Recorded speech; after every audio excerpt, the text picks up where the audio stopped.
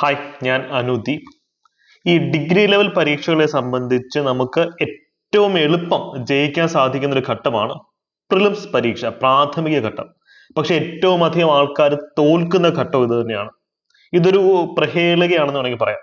അപ്പൊ ഇന്നത്തെ വീഡിയോയിൽ നമ്മൾ ഡിസ്കസ് ചെയ്യുന്നത് നാളെ നടക്കാൻ പോകുന്ന ഡിഗ്രി ലെവൽ പ്രിലിംസിന് ജയിക്കാനായി നിങ്ങൾ നിങ്ങളുടെ മൈൻഡ് സെറ്റ് എങ്ങനെ സെറ്റ് ചെയ്യണം, എക്സാം സ്മാർട്ടായിട്ട് അപ്രോച്ച് ചെയ്യാൻ എന്തൊക്കെ നിങ്ങൾ ചെയ്യണം, ടെൻഷൻ ഇല്ലാതെ എങ്ങനെയാണ് എക്സാമിനെ അപ്രോച്ച് ചെയ്യേണ്ടത്, ഈ കാര്യങ്ങൾ നമ്മൾ പെട്ടെന്ന് പറഞ്ഞങ്ങ് പോവും. സോ നമുക്ക് പെട്ടെന്ന് വീഡിയോയിലേക്ക് കടക്കാം. സമയം വളരെ കുറവാണ്, എക്സാം ഇങ്ങനെ അടുത്ത് കഴിഞ്ഞു അല്ലെ. ടെലിഗ്രാം ചാനലിൽ അംഗങ്ങളല്ലാത്ത ആൾക്കാർ ടെലിഗ്രാം ചാനലിലെ മെമ്പേഴ്സ് ആവുക. ഡെയിലി രാവിലെ ഇവിടെ തരുന്ന മോക്ക് ടെസ്റ്റും കാര്യങ്ങളൊക്കെ ഒന്ന് പ്രാക്ടീസ് ചെയ്ത് പോകുന്നത് വളരെ നല്ലതായിരിക്കും. അപ്പോൾ വീഡിയോയിലേക്ക് കടക്കുന്നതിന് മുമ്പ് എനിക്ക് നിങ്ങളുടെ പറയാനുള്ള ഒരു കാര്യം എന്ന് വെച്ച് കഴിഞ്ഞാൽ, ഈ എക്സാമിന്റെ തലേ ദിവസം അല്ലെ, ഇന്ന് ദ ഡേ ബിഫോർ എക്സാം, ഈ ദിവസത്തിന് നിങ്ങൾ ഉദ്ദേശിക്കുന്നതിനേക്കാൾ വലിയ പ്രാധാന്യമുണ്ട്. കാര്യം നാളത്തെ എക്സാമിന് നിങ്ങൾക്ക് പെർഫോം ചെയ്യാൻ പറ്റുന്നതിന്റെ ഒരു പ്രധാന മാനദണ്ഡം ഇന്ന് നിങ്ങൾ നിങ്ങളുടെ മൈൻഡ് സെറ്റ് എങ്ങനെ സെറ്റ് ചെയ്യുന്നതനുസരിച്ചിട്ടായിരിക്കും. അതുകൊണ്ട് തന്നെ സ്ട്രെസ് ഫ്രീ ആയി, കൂളായി, കമ്പോസ്ഡ് ആയിട്ടിരിക്കുക. സ്കിപ്പ് ചെയ്യാതെ വീഡിയോ കംപ്ലീറ്റ് ആയിട്ട് കാണുക. നിങ്ങളുടെ മൈൻഡ് സെറ്റ് നമുക്ക് റെഡി ആക്കാം. നാളെ എക്സാം ഹോളിൽ ടെൻഷൻ ഇല്ലാതെ പോയി എക്സാം എഴുതി വിജയിച്ച് വരാനായിട്ടുള്ള ശ്രമമാണ് നമ്മളിവിടെ നടത്തുന്നത്. ഒരു കാര്യം നിങ്ങൾ ഉറപ്പിക്കണം, എക്സാം ഹോൾ നാളെ കയറുന്നതിന് മുമ്പ് എക്സാം ഹോളിലേക്ക് നിങ്ങൾ കാലെടുത്ത് വെക്കുമല്ലോ. അപ്പൊ നിങ്ങളൊന്ന് വിഷ്വലൈസ് ചെയ്യണം, നിങ്ങൾ കാലെടുത്ത് വെക്കുന്നത് നിങ്ങളുടെ സ്വപ്ന ജോലി, ഒരു ബ്യൂറോക്രാറ്റിക് പൊസിഷനിലേക്കുള്ള ഒരു സ്റ്റെപ്പും കൂടെ നിങ്ങൾ ക്ലോസ് ആവുന്നതായിട്ട് വിഷ്വലൈസ് ചെയ്തിട്ട് വേണം എക്സാം ഹോളിൽ നിങ്ങൾ സ്റ്റെപ്പ് ചെയ്യാൻ. ഈ ഒരു ഉറപ്പ് നിങ്ങൾ എനിക്ക് തരണം. കാര്യം വിഷ്വലൈസേഷന്റെ പവർ എക്സ്ട്രീംലി ഹൈ ആണ്, പ്രത്യേകിച്ചും എക്സാംസിനെ സംബന്ധിച്ചിടത്തോളം. അതുകൊണ്ട് തന്നെ കണ്ണടച്ച് ഒന്ന് വിഷ്വലൈസ് ചെയ്ത് തട്ടി ഒന്നും വീണേക്കരുത്.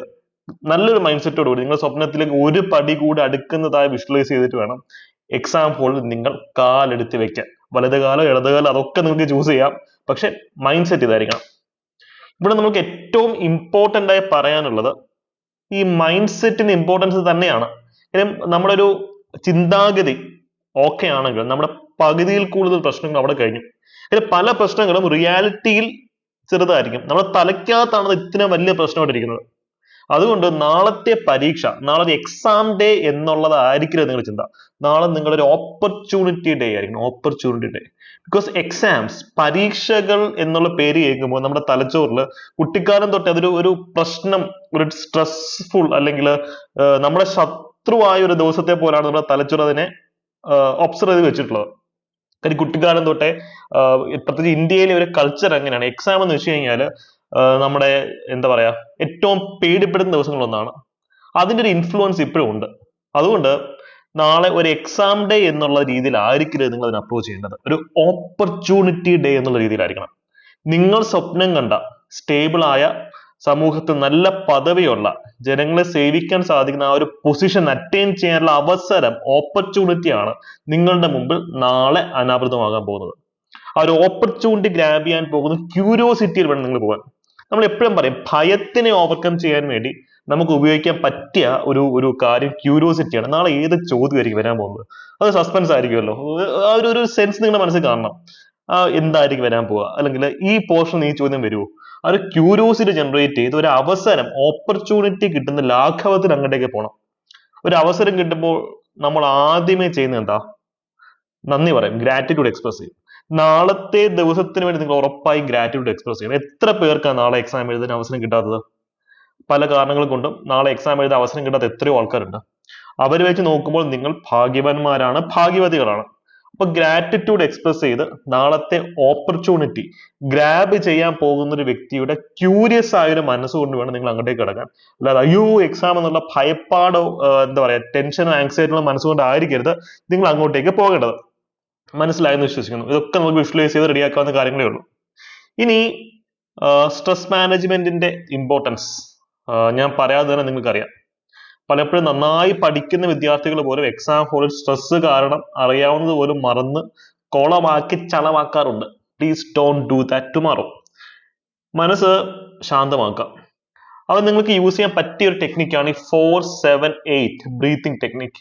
ഒരു 60 സെക്കൻഡ് നിങ്ങൾ ഇവിടെ ഇൻവെസ്റ്റ് ചെയ്യാന്നുണ്ടെങ്കിൽ നിങ്ങളുടെ ഒരു 60 വർഷം അടുത്തത് ഒരുപക്ഷെ ലാഭിക്കാൻ പറ്റും. എക്സാം ഹോളിൽ നമ്മൾ ടെൻഷൻ ഫ്രീ ആയിട്ട് ഇരിക്കുമ്പോൾ ഒരു മാർക്ക് അല്ലെങ്കിൽ 2 മാർക്ക് നമ്മൾ ഒരു ക്വസ്റ്റ്യൻസ് വർക്ക്ഔട്ട് ചെയ്ത് നോക്കുക. അപ്പൊ നിങ്ങൾക്ക് കാണാൻ പറ്റും ആ മാർക്കിലാണ് നമുക്ക് ജോലി കിട്ടുമോ കിട്ടത്തില്ലയോ എന്നുള്ളൊരു ഡിസിഷൻ ഇരിക്കുന്നത്. കാര്യം എല്ലാവർക്കും കിട്ടുന്ന ചോദ്യം കിട്ടിയിട്ട് നമുക്ക് കാര്യമൊന്നുമില്ല.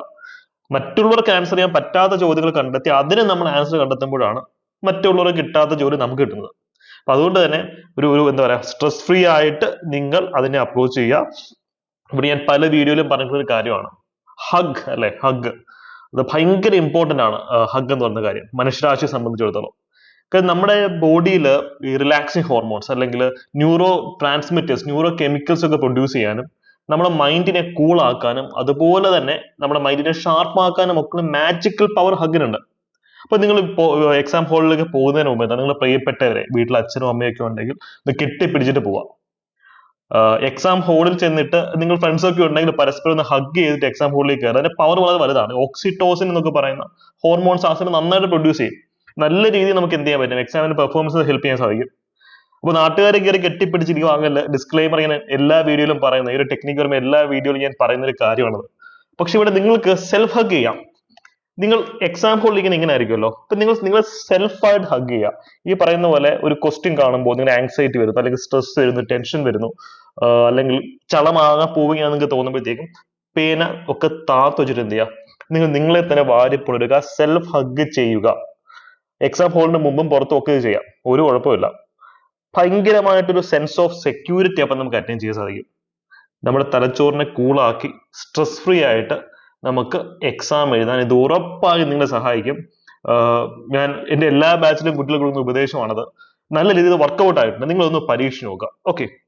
കാര്യം ആങ്സൈറ്റി മാനേജ്മെന്റിന്റെ കാര്യത്തിലൊക്കെ സൈക്കോളജിസ്റ്റുകൾ പ്രിഫർ ചെയ്യുന്ന ഒരു ടെക്നിക്സിൽ ഒന്നാണ് ഇത്. ഓക്കെ. ഇത് എക്സാമ്പിൾ നമുക്ക് യൂസ് ചെയ്യാം. ഇനി ഇവിടുത്തെ ചില വിദ്യാർത്ഥികളുടെ കാര്യം കുറെ കൂടെ കോംപ്ലിക്കേറ്റഡ് ആണ്. അവർക്ക് എന്താ പറയാ നമ്മുടെ ബാച്ചിൽ തന്നെ ഉണ്ട്. അവർക്ക് 22-ാം തീയതി അല്ലെങ്കിൽ 23-ാം തീയതി LSGSന്റെ ഇന്റർവ്യൂ ആയിരുന്നു. 24-ാം തീയതി എന്താണ് അതായത് നാളെ ഡിഗ്രി പ്രിലിംസ് ആണ്. മറ്റന്നാ സിവിൽ സർവീസിന്റെ പ്രിലിംസ് എക്സാം. ചില ആൾക്കാർക്ക് 21-ാം തീയതി സെക്രട്ടേറിയറ്റ് OA ഉണ്ടായിരുന്നു.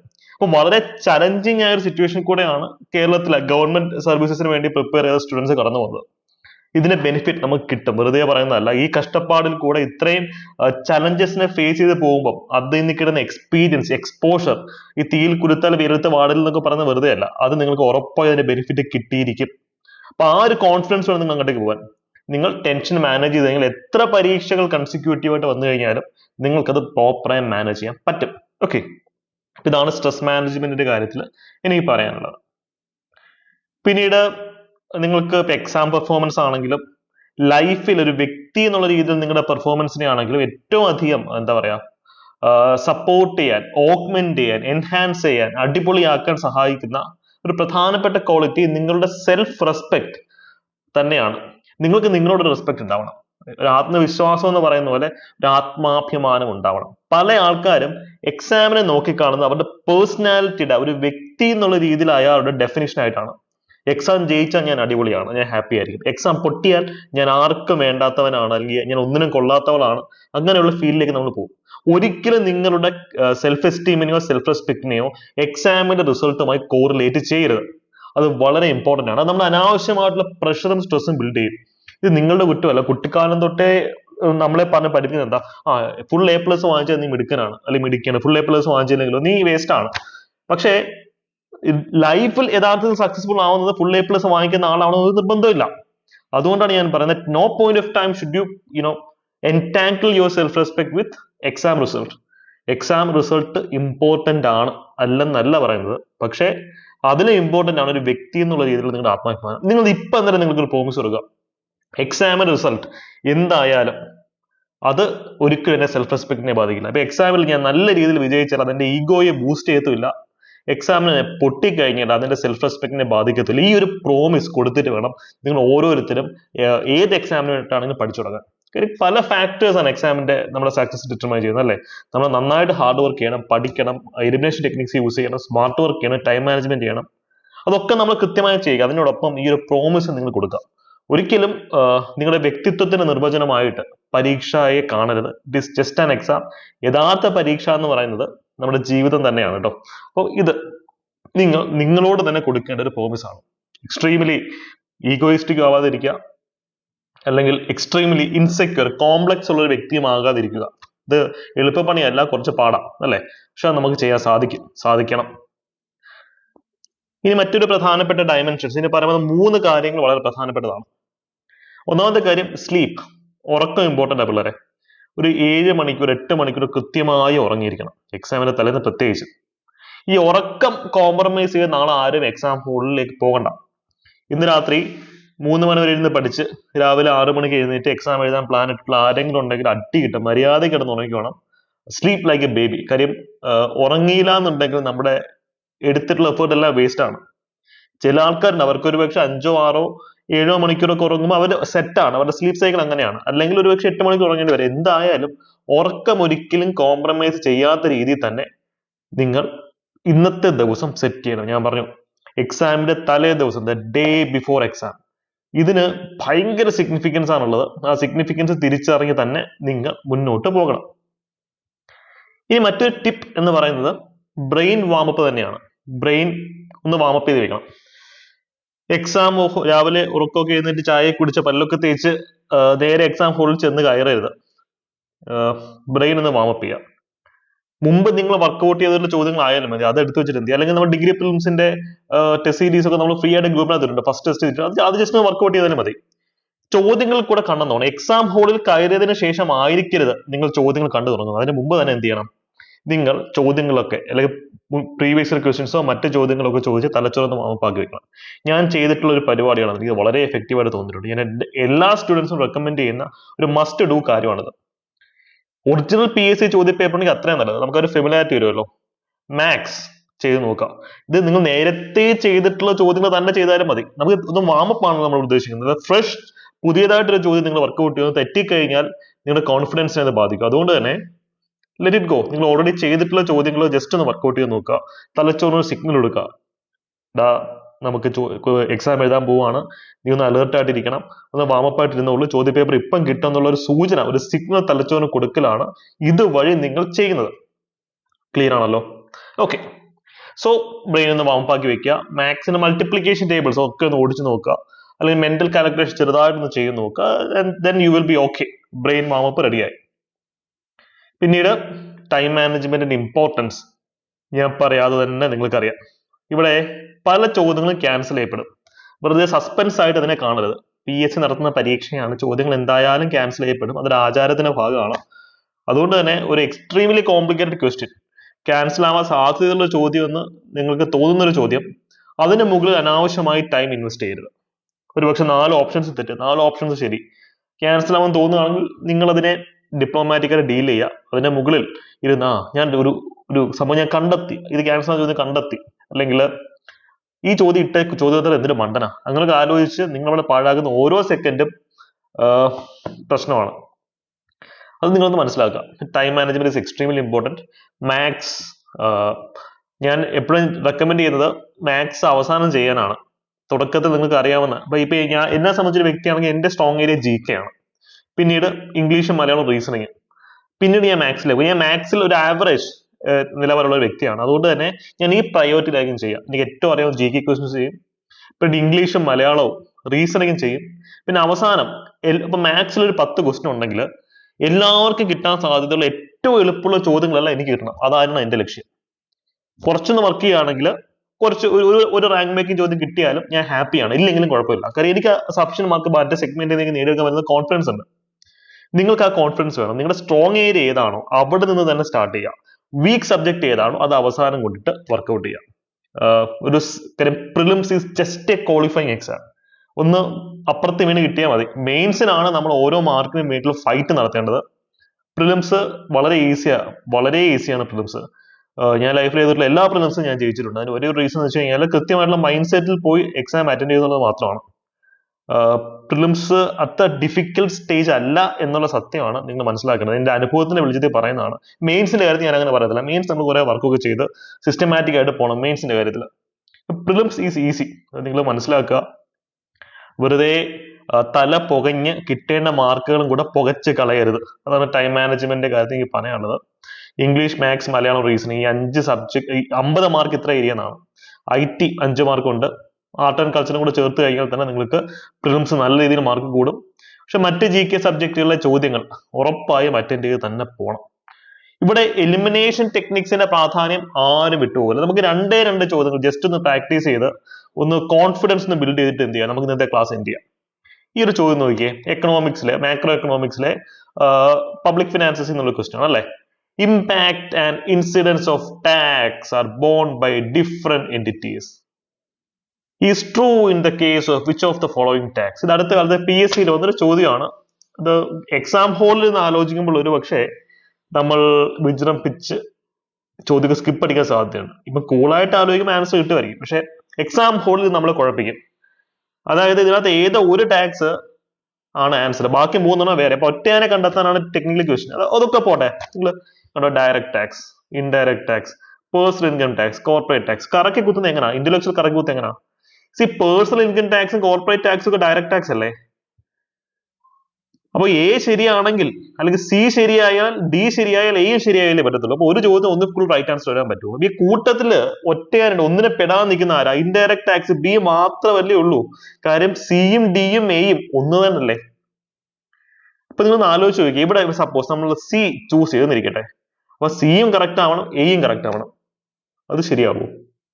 ഡയറക്ട് ടാക്സ് ചൂസ് ചെയ്തിരിക്കട്ടെ, പേഴ്സണൽ ഇൻകം ടാക്സും കോർപ്പറേറ്റ് ടാക്സും ഒക്കെ ഡയറക്ട് ടാക്സുകളാണ്. അപ്പൊ Cയും ശരിയാവണം, Dയും ശരിയാവണം. ഒരു ചോദ്യത്തിന് 3 ശരി ഉത്തരം കിട്ടും. ഇതാണ് നമ്മൾ തലച്ചോറ് കൂളാക്കി വെച്ച് കഴിഞ്ഞാൽ സംഭവിക്കുന്ന മാജിക് ആണിത്. വളരെ ഈസിയാണ് ഉത്തരം B എന്നൊരു ഉത്തരത്തിലേക്ക് എത്താൻ സാധിക്കും. മറ്റൊരു ചോദ്യമാണിത്, ജസ്റ്റ് നോക്കിയേ. ഇതിന്റെ ഉത്തരം നിങ്ങൾ തന്നെ കമന്റ് ചെയ്യുക. ഓൺ എ മാപ്പ് ഒരു സ്കെയിൽ കൊടുത്തിട്ടുണ്ട് അല്ലെ, ടോപ്പോഗ്രാഫിക് മാപ്പ്, ധാരാതലീയ ഭൂപടങ്ങളിലെ ചോദ്യമാണിത്. 1 സെന്റിമീറ്റർ എന്ന് വെച്ചാൽ 2 കിലോമീറ്റർ എന്ന് പറയുന്നുണ്ട്.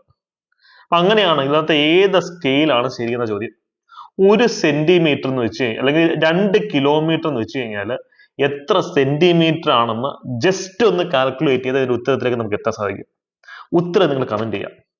കാര്യം ഇതുമായിട്ട് ബന്ധപ്പെട്ട വേറെ ഒരു ലോജിക്കിനും അവിടെ പ്രസക്തിയില്ല. നിങ്ങൾക്ക് ഞാൻ പറഞ്ഞ അപ്രോച്ച് മനസ്സിലാണെന്ന് വിചാരിക്കുന്നു. ഇതൊക്കെ നമ്മൾ പഠിച്ചിട്ട് പോയി എഴുതേണ്ട ഉത്തരങ്ങളല്ല. എക്സാം ഹോളിൽ നമ്മുടെ അനലിറ്റിക്കൽ തിങ്കിങ് ഉപയോഗിച്ച് ചെയ്യേണ്ട ചോദ്യങ്ങളാണ്. അറിയാത്ത ചോദ്യങ്ങൾ, നിങ്ങൾ കേട്ടിട്ട് പോലും ഇല്ലാത്ത ചോദ്യങ്ങൾ വരും. ട്രൈ ചെയ്ത് നോക്കുക. നിങ്ങൾ ലോജിക്സ് വെച്ച് സോൾവ് ചെയ്യാൻ പറ്റുന്നുണ്ട്, ട്രൈ ചെയ്ത് നോക്കുക. ഒരു രക്ഷയിലേക്ക് സ്കിപ്പ് ചെയ്യണം. അതല്ലാതെ സ്കിപ്പ് ചെയ്യാൻ പാടില്ലാത്ത ചോദ്യങ്ങളൊന്നും സ്കിപ്പ് ചെയ്യരുത്. കാര്യം അറിയാവുന്നത് മാത്രം എഴുതി വെച്ച് പരീക്ഷ ജയിക്കുന്ന കാലമൊക്കെ കഴിഞ്ഞു. ഇപ്പൊ ഒരു ബ്യൂറോക്രാറ്റിന് വേണ്ട ക്വാളിറ്റീസ് PSC ചെക്ക് ചെയ്യുന്നുണ്ട്. അനലിറ്റിക്കലായിട്ട് ചോദ്യങ്ങളെ, ഒരു പ്രോബ്ലത്തിനെ സോൾവ് ചെയ്യാൻ പറ്റുന്നുണ്ടോ നമ്മൾ ചെക്ക് ചെയ്യുക. ഇതൊക്കെ അത്തരത്തിലുള്ള ചോദ്യങ്ങൾ തന്നെയാണ്. അടുത്ത കാലത്ത് PSC വന്ന ചോദ്യങ്ങളാണ്. അപ്പൊ ഇത്രയാണ് എനിക്ക് നിങ്ങളുടെ പ്രധാനമായിട്ടും പറയാനുള്ളൊരു കാര്യം. സോ നാളെ എക്സാം ഹോളിലേക്ക് കയറുമ്പോൾ നിങ്ങൾ ബബിൾ ചെയ്യാൻ വേണ്ടി പേന എടുക്കുമ്പോൾ ഒരു കാര്യം ശ്രദ്ധിച്ചാൽ മതി. നിങ്ങൾ ആരും ഈ പറഞ്ഞതുപോലെ ഒറ്റയ്ക്കല്ല. ഇത് നിങ്ങളുടെ സെയിം സിറ്റുവേഷനിൽ ധാരാളം വിദ്യാർത്ഥികളുണ്ട്. പിന്നെ നിങ്ങൾക്ക് സ്ട്രെങ്ത് ആയിട്ട് നിങ്ങളുടെ പേരൻസിന്റെയും ടീച്ചേഴ്സിന്റെയും ഒക്കെ പ്രാർത്ഥനയും ബ്ലെസ്സിങ്സും എല്ലാം കൂടെ തന്നെയുണ്ട്. അപ്പൊ ഓരോ ചോദ്യം ബബിൾ ചെയ്യുമ്പോഴും നിങ്ങൾക്ക് ഇൻസെക്യൂരിറ്റി വരികയാണെങ്കിൽ, പേടി വരികയാണെങ്കിൽ, ഇതൊക്കെ നമ്മളെ കൊണ്ട് പറ്റുമോ പറ്റത്തില്ലയോ എന്നൊക്കെ ചിന്തിക്കുകയാണെങ്കിൽ ഈ ഫാക്ടേഴ്സ് മാത്രം ഒന്ന് ആലോചിച്ചാൽ മതി അല്ലെ. നിങ്ങളുടെ ലൈഫ് ട്രാൻസ്ഫോം ചെയ്യാൻ പോവുകയാണ് ഉത്തമമായിട്ട് വിശ്വസിക്കുക. നിങ്ങളുടെ ലൈഫ് ട്രാൻസ്ഫോം ചെയ്യുന്നു ഒരു എക്സാം. ഇത് PSC ജസ്റ്റ് ഒരു എക്സാം അല്ലല്ലോ. ഡിഗ്രി ലെവൽ എന്നൊക്കെ പറയുമ്പോൾ നിങ്ങൾ അതിന് പവർഫുൾ ആയിട്ടുള്ള ഒരു പദവിയിലേക്ക് പോകുന്ന പോസ്റ്റാണ്.